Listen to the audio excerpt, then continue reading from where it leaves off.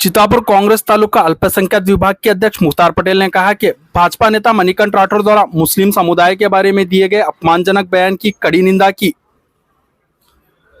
चितापुर के king palace function hall में आयोजित एक प्रेस कॉन्फ्रेंस में उन्होंने कहा कि चितापुर विधानसभा क्षेत्र के भाजपा उम्मीदवार रह चुके मणिकंठ राठौर सहित कुछ भाजपा नेता मुस्लिम समुदाय की आलोचना करना, अपमानजनक बयान देना, निराधार आरोप लगाना रोजमर्रा की आदत बन गई है।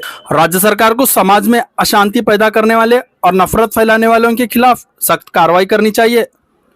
उन्हें तुरंत गिरफ्तार कर उनके खिलाफ सख्त कानूनी कार्रवाई करने की अपील की। ಮೊಟ್ಟಮೊದಲನೇದಾಗಿ ಬಂಜಾರ ಸಮಾಜದ ಬಾಲಿಕೆಯ ಮೇಲಿನ ಅತ್ಯಾಚಾರ ಆಗಿದೆ। ಆ ಅತ್ಯಾಚಾರಕ್ಕೆ ಯಾವುದೋ ಸಮುದಾಯದ ದೋಷಿ ಇರಬೇಕು, ಅದು ಅತ್ಯಾಚಾರನೇ।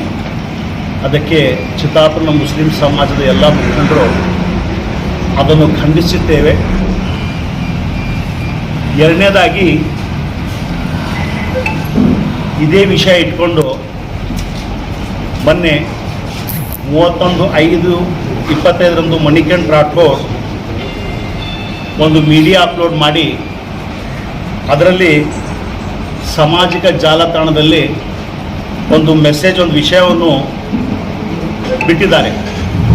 ಅದೇನೆಂದರೆ ಪೊಲೀಸವರು 10-15 ನಿಮಿಷ ಅಥವಾ 20 ನಿಮಿಷ ಅವಕಾಶ ಮಾಡಿಕೊಟ್ರೆ ಇಡೀ ಬಂಜಾರ ಸಮಾಜ ನಾವು ಮುಸಲ್ಮಾನರನ್ನು ಮುಗಿಸುತ್ತೇವೆ ಅಂತ ಹೇಳಿದ್ದಾರೆ। ಇದಕ್ಕೆ ನಮ್ಮ ಪ್ರತಿಕ್ರಿಯೆ, ಮಣಿಕಂಠ ರಾಠೋಡ್ ಅವರ ಬುದ್ಧಿ ಭ್ರಮೆಯಾಗಿದೆಯೋ ಅಥವಾ ಅವರು ಸ್ಥಿತಿಮಿತಿ ಅವ್ರದ್ದು ಕೆಟ್ಟಿದೆಯೋ ಗೊತ್ತಿಲ್ಲ। ಅವರ ಹೇಳಿಕೆ ಖಂಡನೀಯ। ಅವರು ತಮ್ಮ ಹೇಳಿಕೆಯಿಂದ ಒಬ್ಬ ಪ್ರಬುದ್ಧ ರಾಜಕಾರಣಿ ಮಾಡುವ ಕೆಲಸ ಅಲ್ಲ ಇದು। ಏಕೆಂದರೆ ಸಮಾಜದಲ್ಲಿ ತಪ್ಪುಗಳು ಏನಾದರೂ ಹೆಚ್ಚು ಕಡಿಮೆ ಆಗೋದು ಸಹಜ, ಆದರೆ ಯಾವಾಗ ತಪ್ಪುಗಳಾಗುತ್ತವೆ ಆ ತಪ್ಪಿಗೆ ಪೂರ ಸಮಾಜನೇ ದೋಷ ಆಗುತ್ತೆ ಅಂತ ಅಲ್ಲ।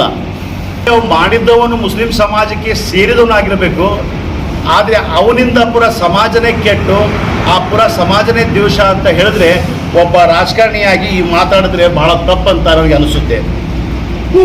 ಮತ್ತು ಹೀಗೆ ಮಣಿಕಂಠ ಮಾಡಲಿಕ್ಕೆ ಒಂದು ಕಾರಣ ಇದೆ, ಯಾಕಂದರೆ ಈಗ ಅವರು ತಮ್ಮ ರಾಜಕೀಯ ಅಸ್ತಿತ್ವ ಉಳಿಸ್ಕೊಳ್ಬೇಕಾಗಿದೆ।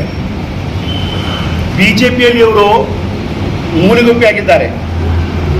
ಇವರ ಸಾಮರ್ಥ್ಯ, ರಾಜಕೀಯ ಪ್ರಜ್ಞೆ ಮತ್ತು ಇವರ ಸಾಮಾಜಿಕ ಕಾರ್ಯ ಇವೆಲ್ಲ ಬಿಜೆಪಿಯ ನಾಯಕರು ಬಹಳ ಬೇಗ ತಿಳ್ಕೊಂಡು ಬಿಟ್ಟಿದ್ದಾರೆ, ಇವರೊಬ್ಬ ನಾಯಕನಾಗಲಿಕ್ಕೆ ಸಾಧ್ಯವಿಲ್ಲ ಅಂಥೇಳಿ। ಅದಕ್ಕೆ ಇವರು ಹೇಗಾದರೂ ಮಾಡಿ ರಾಜ್ಯದ ನಾಯಕರ ದೃಷ್ಟಿ ನನ್ನ ಮೇಲೆ ಬೀಳಲಿ ಅಂಥೇಳಿ ಒಂದು ಸುಮಾರು ದಿವಸಗಳಿಂದ ಅವ್ರಿಗೆ ಯಾವುದೋ ವಿಷಯ ಸಿಗುತ್ತೋ, ಅವ್ರು ಯಾ ಕೋಣೆಯಲ್ಲಿರ್ತಾರೋ ಯಾಕೆ ರಾಜ್ಯದಲ್ಲಿ ಇರ್ತಾರೋ ಒಂದು ವಿಡಿಯೋ ಮುಖಾಂತರವಾಗಿ ದಿನನಿತ್ಯ ಒಂದು ಏನಾದರೂ ಒಂದು ವಿಷಯದ ಮೇಲೆ ಅವರು ಆ ಪ್ರದತ್ತ ಭಾಷೆಯ ಇದು ಇರುವುದಿಲ್ಲ, ಮಾತಾಡುವ ಶೈಲಿ ಇರುವುದಿಲ್ಲ, ಯಾವುದಾದ್ರೂ ವಿಷಯ ಹಿಡ್ಕೊಂಡು ಅವರು ಕಂಟಿನ್ಯೂ ಆಗಿ ಸತತವಾಗಿ ಪ್ರಚಾರ ಮಾಧ್ಯಮದಲ್ಲಿ ನಾನು ಇರಬೇಕಂತ ತಿಳ್ಕೊಂಡು ಅವರು ಪ್ರತಿ ಸಲ ಒಂದು ಸಲ ಪ್ರಿಯಾಂಕ್ ಖರ್ಗೆಯವರ ಮೇಲೆ ಮತ್ತು ಖರ್ಗೆ ಮನೆಯತನ ಮೇಲೆ ಅವಹೇಳನಕರವಾದ ಪದವನ್ನು ಉಪಯೋಗಿಸ್ತಾರೆ।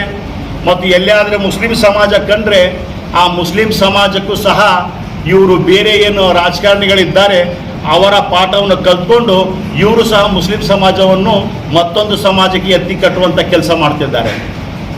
ಮೂರನೇದಾಗಿ ಇವರು ಇತ್ತೀಚೆಗೆ ಕಾಂಗ್ರೆಸ್ ಅವರಾಗಲಿ ಮುಸ್ಲಿಂ ಸಮುದಾಯ ಆಗಲಿ ಯಾವ ಪಕ್ಷ ಅವರಿಗೆ ಟಿಕೆಟ್ ಕೊಟ್ಟಿದೆ, ಅವ್ರಿಗೆ ನಿಲ್ಲಕ್ಕೆ ಅವಕಾಶ ಮಾಡಿಕೊಟ್ಟಿದೆ ಅಂಥ ರಾಜ್ಯಾಧ್ಯಕ್ಷರಿಗೆ ಅವರು ಸಹ ಏಕವಚನದಲ್ಲಿ ಮತ್ತು ಅವರಿಗೆ ಏನಂತ ಹೇಳಿದ್ದಾರೆ ಮೊನ್ನೆ ವಿಡಿಯೋ ಅಪ್ಲೋಡ್ನಲ್ಲಿ, ಅಂದರೆ ವಿಜೇಂದ್ರ ಅವರೇ ನೀವು ಅಂಜಬೇಡಿ, ನಿಮ್ಮ ಅಪ್ಪಂದು ಹಗರಣ ಏನಾದರೂ ಇದ್ದರೆ ಅದು ನೋಡ್ಕೊಂಡು ನೀವು ಅಂಜಲಿಕ್ಕೆ ಹೋಗಬೇಡಿ, ನೀವು ಅಧ್ಯಕ್ಷ ಇರ್ತೀರೋ ಹೋಗ್ತಿರೋ, ಆದರೆ ನೀವು ಕೆಲಸ ಮಾಡಿ ಅಂಥೇಳಿ ಒಬ್ಬ ಇವರ ರಾಜಕೀಯ ಪ್ರಜ್ಞೆ ನೋಡಿ ಒಬ್ಬ ರಾಜ್ಯಾಧ್ಯಕ್ಷಗೆ ಮತ್ತು ಮಾಜಿ ಮುಖ್ಯಮಂತ್ರಿಗೆ ಇಲ್ಲಿಂದ ಉಪದೇಶ ಕೊಡ್ತಾರೆ ಅವರು।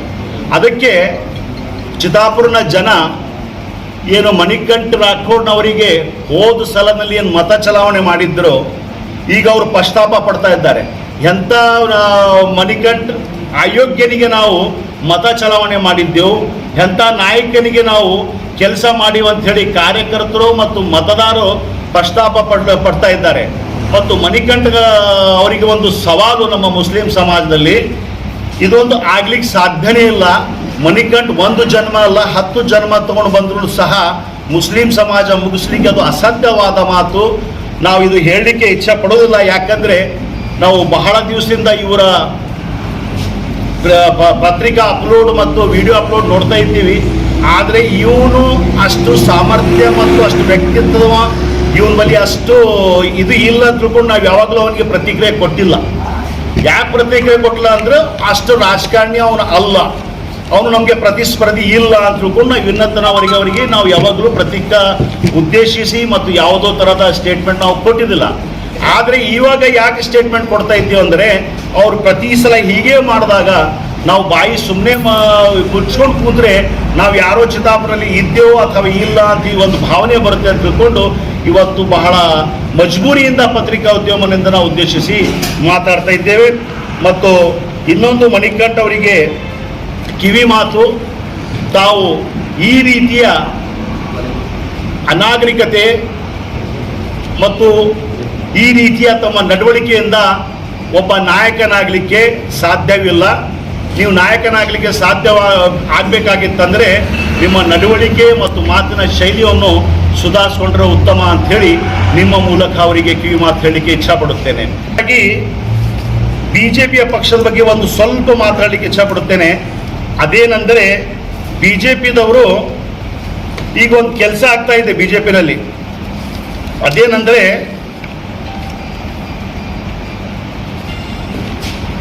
ಹೆಚ್ಚಿಗೆ ಜಾತಿ ವಿಷಯದಲ್ಲಿ ಮತ್ತು ವಿಶೇಷವಾಗಿ ಮುಸ್ಲಿಂ ಸಮಾಜವನ್ನು ಗುರುತಿಸಿಕೊಂಡು ಎಷ್ಟು ಹೀಯಾಳಿಸ್ತಾರೋ, ಎಷ್ಟು ಬೈತಾರೋ, ಎಷ್ಟು ಕಿರುಕುಳ ಕೊಡ್ತಾರೋ ಅಷ್ಟೇ ದೊಡ್ಡ ಲೀಡರ್ ಆಗ್ತಾನೆಂಬ ಬಹಳ ರಾಜಕಾರಣಿ ಲೀಡರ್ಗಳು ನಾವು ಅಷ್ಟು ಬೆಳಿಬೇಕಂಥೇಳಿ ಈ ಚಟವನ್ನು ಹಾಕ್ಕೊಂಡಿದ್ದಾರೆ.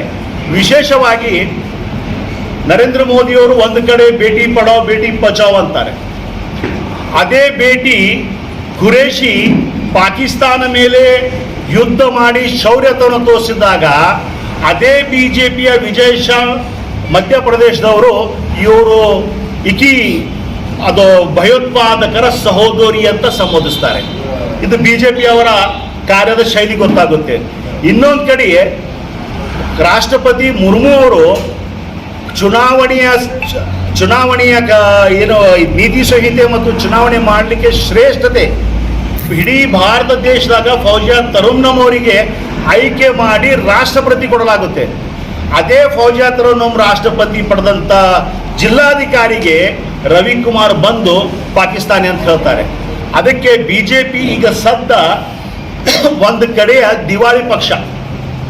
ಅವರಿಗೆ ತಮ್ಮ ಸಾಮರ್ಥ್ಯ, ತಾವು ಮಾಡುವಂಥ ಕೆಲಸದ ಮೇಲೆ ಓಟು ಕೇಳುವುದು ಮತ್ತು ಇಲ್ಲಿನ ಇಡೀ ಭಾರತ ದೇಶದ 140 ಕೋಟಿ ಜನಕ್ಕೆ ನಾವು ಏನು ಮಾಡಿ ತೋರಿಸಿವಿ ಅಂತ ಆ ಸಾಮರ್ಥ್ಯದಲ್ಲಿ ಅವರು ಓಟು ಕೇಳೋದಕ್ಕೆ ಮತ್ತು ಹೇಳಲಿಕ್ಕೆ ಅವ್ರ ಬಳಿ ಏನೂ ಇಲ್ಲ. ಅದಕ್ಕೆ ಸತತವಾಗಿ 8-10 ವರ್ಷದಿಂದ ಇಂಥ ವಿಷಯಗಳನ್ನೇ ಅವ್ರು ಎತ್ಕೊಂಡು ನಮ್ಮ ಸಮಾಜವನ್ನು ಟಾರ್ಗೆಟ್ ಮಾಡ್ತಾ ಇದ್ದಾರೆ ಅಂತ ಹೇಳಿ ನಿಮ್ಮೆಲ್ಲರಿಗೆ ಈ ಪತ್ರಿಕೋದ್ಯಮದಿಂದ ಹೇಳಲಿಕ್ಕೆ ಇಚ್ಛಪಡುತ್ತೇನೆ.